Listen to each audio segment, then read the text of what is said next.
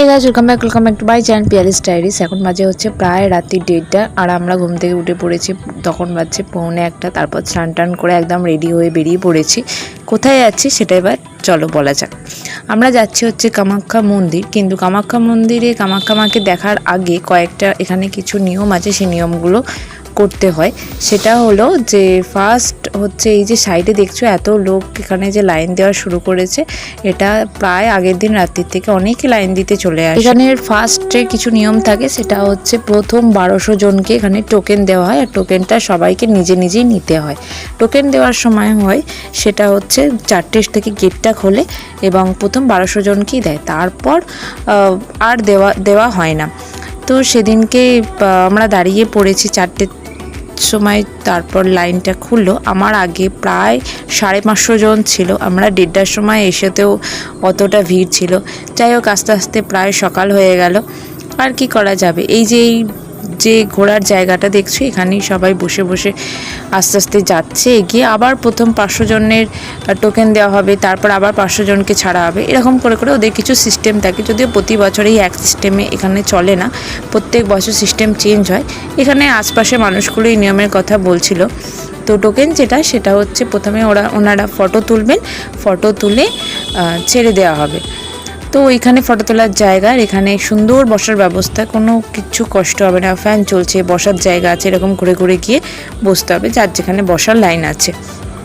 তারপর আর কি এইখানে টোকেন দেওয়ার জায়গা থেকে বেরিয়ে গিয়ে টোকেনটা নিয়ে যেই যত তাড়াতাড়ি মন্দিরে যেতে পারবে তার এবার তেমন অনুযায়ী দর্শন হবে। মন্দিরে 2 রকমের লাইন থাকে, একটা হচ্ছে ভিআইপি লাইন আর একটা জনসাধারণের জন্য লাইন। ভিআইপি লাইন সেটা শুধু সামনে একটা মূর্তি আছে, সেই মূর্তিটাই শুধু দেখতে পাবে, আর যে সাধারণ লাইনটা আছে সেটা একবারে যে ভেতরে মায়ের যেখানে স্থান আছে সেখানটা শুধু একবারে দেখা যায় সেখানে। আর ভিআইপি লাইনের জন্য সেখানে কিন্তু প্রবেশ নেই, সেখানে শুধু খালি যারা সাধারণভাবে প্রবেশ করবে তাদের জন্যই সেখানে অধিকারটা থাকে।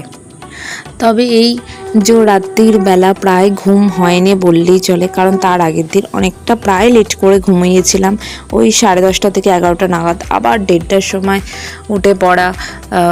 উঠে বেরিয়ে পড়া, তার আগে ফ্রেশ হওয়া।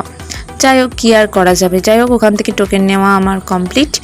এবার ওখান থেকে বেরিয়ে পড়েছি, আর ওই যে টোকেন নেওয়ার জায়গা থেকে বেরিয়ে পড়েছি তার পাশেই একদম মন্দির, ওখানে কিচ্ছু অসুবিধা নেই। তো তোমরা যাবে সেখানে প্রবেশ করবে, কোনো অসুবিধা নেই। এখানে ঘুরতে ঘুরতে কোথায় যে মন্দিরের অ্যাকচুয়ালি প্রবেশ পথ সেটা আর বুঝতে পারছিলাম না। আমরা অনেকক্ষণ মন্দিরের চূড়াটা দেখতে পাচ্ছি, কিন্তু কোনখান দিয়ে অ্যাকচুয়ালি যে ঢুকবো সেটা আর খুঁজে পাচ্ছিলাম না। তারপর ওখানে কয়েকজন স্থানীয় লোক ছিল, তারা বললো যে এই দিক দিয়ে যেতে হবে। তো এই যে জেনারেল লাইন দেখতে পাচ্ছ, তো ওইখানে গিয়ে আমরা তারপর ঢুকলাম। প্রথমে ওরা একটা স্লিপ দিয়েছিল, সেই স্লিপটা আগে এখানে দেখিয়ে নিতে হবে। ওরা দেখে নেয় ওদের কম্পিউটারের মাধ্যমে যে এটা ভ্যালিডিটি কিনা, তারপর ভেতরে প্রবেশ করতে দেয়। কামাখ্যা মন্দির হলো সতীর শক্তিপীঠের মধ্যে এক পীঠ। এখানে সতীর যোনি পড়েছিল। তো অনেক ভক্ত এখানে অমাবাস্যার সময় আসে এবং এখানে ভীষণ ভিড় হয়। আমরা তো গিয়েছিলাম অমাবাস্যার পর, তাও দেখছো যে আমরা আস্তে আস্তে অনেকটা লেট হয়ে গেছিলো। শুধু মন্দিরটা কোন দিক দিয়ে ঢোকার জায়গা সেই দিকটা আমরা বুঝতে পারিনি বলে, তাও মোটামুটি একটু লেট হয়েছিল। কি আর করা যাবে, আমরা আমাদের নির্দিষ্ট লাইনে দাঁড়ালাম। আমাদের পরও তারপর এতটা লাইন হয়ে গিয়েছিল। তারপর ফুলের মালা কিনলাম এবং পদ্ম ফুল একটা কিনলাম। আমাদের পুজো দেওয়ার যে ব্যাপার ছিল, সেই পুজো দেওয়ার ব্যাপারটা এখানে আমরা যে হোটেলে ছিলাম সেই হোটেলেরই তারা পুজো করে। তো সেই আগের দিন আমাদের যাদের নামে পুজো হবে সেখানে পুজোর ডালাগুলো নিয়ে লেখানো হয়ে গেছিলো, তো পরে আমাদের পুজোর প্রসাদটা দিয়ে দিয়েছিলেন। যাই হোক, অনেকক্ষণ এখানে লাইনে দাঁড়িয়েছিলাম, এইখানের এই সুন্দর জিনিসটা উপভোগ করছিলাম। যদিও সেদিন এখানে গরম ছিল না, হালকা মেঘলা ছিল, হালকা হালকা বৃষ্টি পড়ছিল, ওয়েদারটা ভালোই ছিল।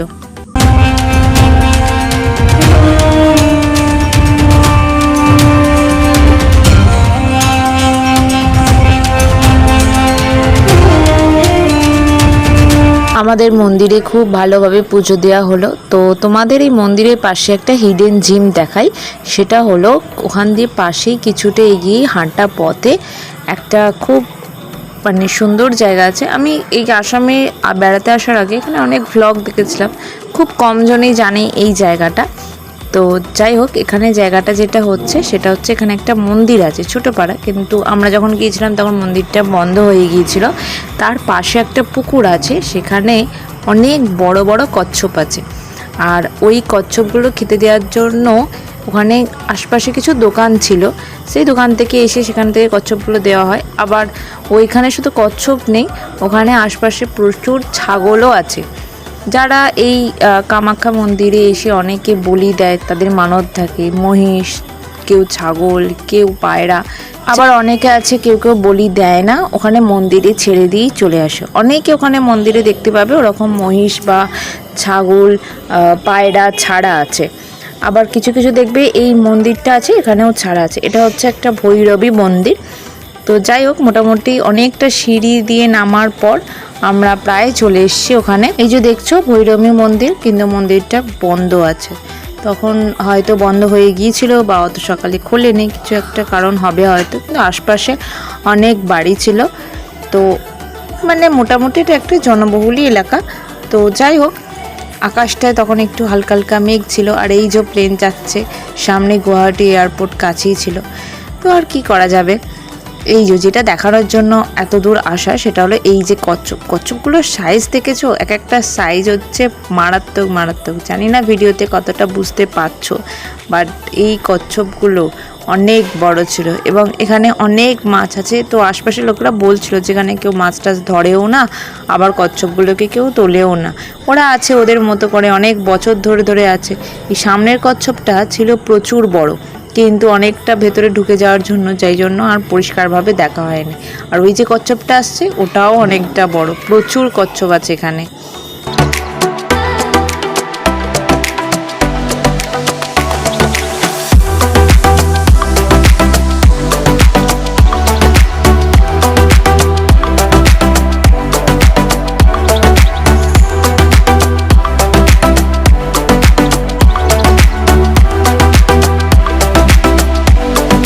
কচ্ছপ দেখা প্রায় কমপ্লিট।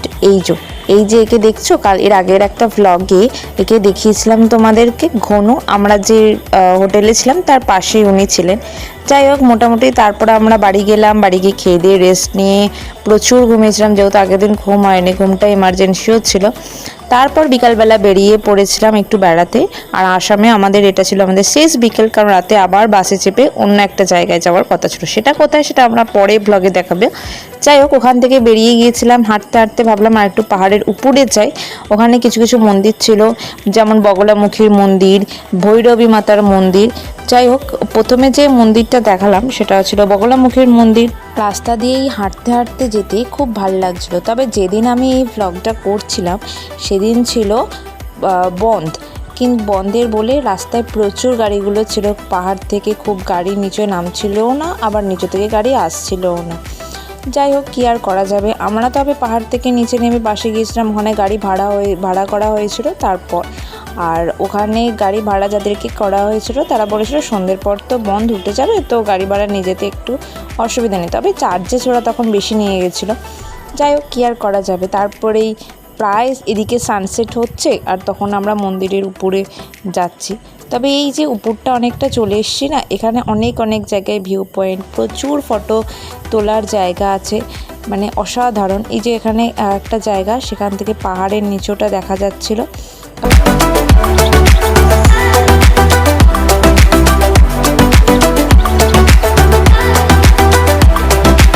এই তো তোমাদের সঙ্গে গল্প করতে করতে চলে এলাম আমরা মন্দিরে। এই মন্দিরের সামনে এখানেও কিছু হালকা খাবারের দোকান আছে, এখান থেকে খাবার টাবার কিনতে পারো। তবে এই মন্দিরটার প্রবেশটাও খুব ভালো ছিল। আর এই পাহাড়ের যে কোনো মন্দিরগুলোয় একটা জিনিস দেখি, অনেক সিঁড়ি থাকে, অনেক উতরাই করে তারপর মন্দিরে পৌঁছানো যায়। তবে মন্দিরে সিঁড়িতে উঠতে নামতে আমার অবস্থা প্রচুর কাহিল হয়ে গেছিলো। এখানে অনেক লোকজন আছে, তারা সবাই মিলে ভিউটা মন্দিরটা দুটোই এনজয় করছিল। ভেতরে যে ঠাকুরের মূর্তি ছিল সেখানে ভিডিও অ্যালাউ ছিল না বলে সেখানে আর ভিডিও করিনি। যাই হোক, এই যে এই নদটা দেখতে পাচ্ছ, এই নদীটা হচ্ছে ব্রহ্মপুত্র নদী। কালকে আমরা যে গিয়েছিলাম উমানন্দ মন্দির, ওখানেই দেখছিলাম যে কোন দ্বীপটা ওটা, সেটাই দেখছিলাম। ওই যে দূরে আছে ওটা হচ্ছে উমানন্দ মন্দির। তারপর আবার কি, ঘোরা কমপ্লিট করে এবার হোটেলে গিয়ে ব্যাকপ্যাক করো, করে আবার অন্য জায়গার জন্য বেরিয়ে পড়ো। যাই হোক, ভিডিওটা ভালো লাগলে please do like, comment, share and do subscribe. দেখা হচ্ছে নেক্সট পার্টি। Tata, by.